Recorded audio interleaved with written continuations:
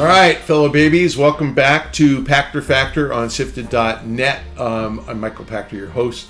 I am hopeful you're watching this real time as a Patreon patron. Thank you very much. Or real time as a YouTube subscriber. Thank you very much. Please remember, if you are paying or you are not paying a subscription fee, that you are already paying Amazon for Prime.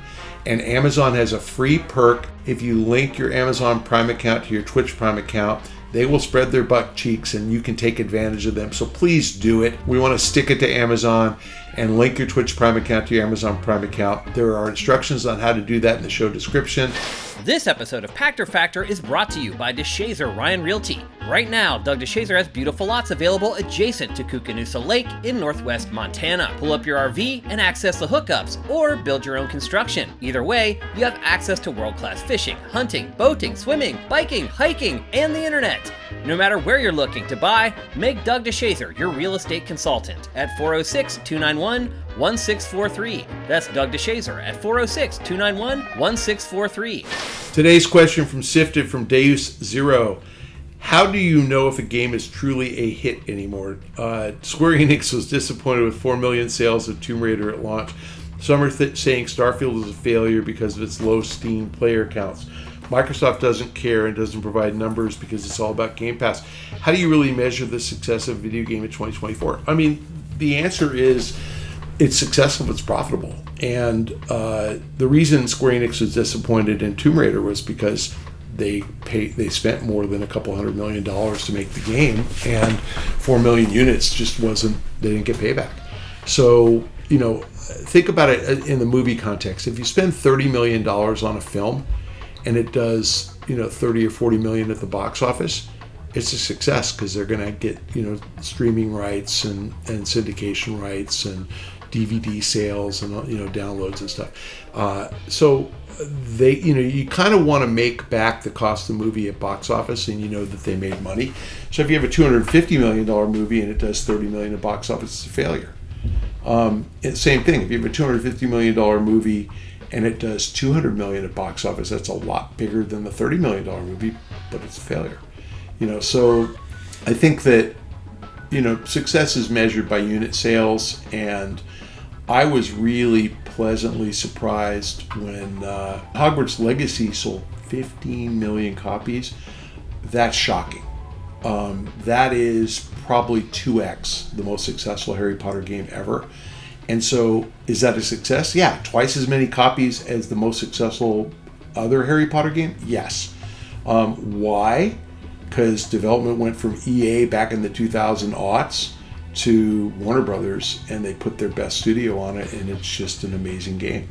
And I was really surprised when Spider-Man sold 12 million units or whatever it was, the first one from Insomniac, on a single console. Oh my God.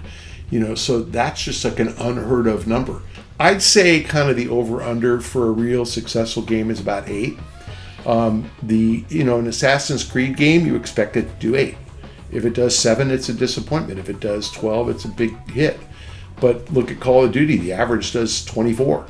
So Call of Duty sold 16. Massive disappointment. Now, what's going to happen, to address your question, what's going to happen when Call of Duty's on Game Pass? Sales are going to go down.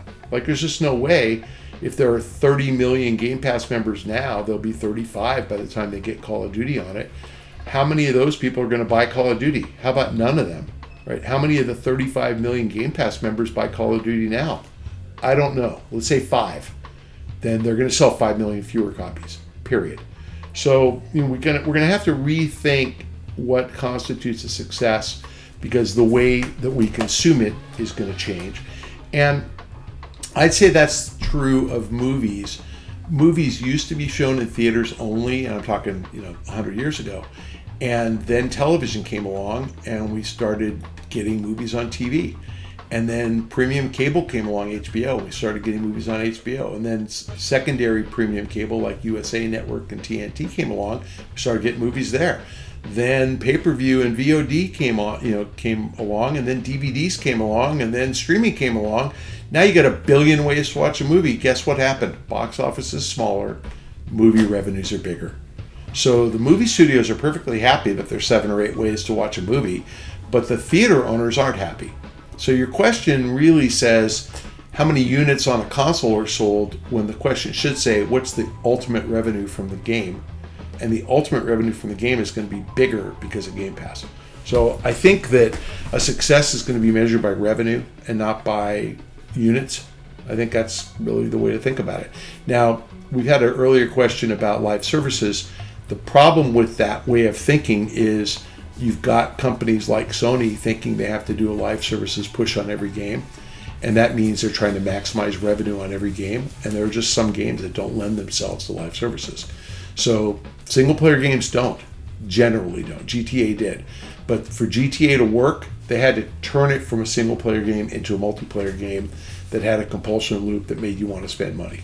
And it's hard to do. And the Rockstar guys, first time out, it worked. They were good. It's hard to do. Apex guys, first time out, it worked. It's hard to do. So, we'll see. I think you measure the success of a video game based on total revenue, not based on unit sales. I don't know. It's hard to measure a game like Starfield because it really is not a multiplayer ongoing game forever. It's a game.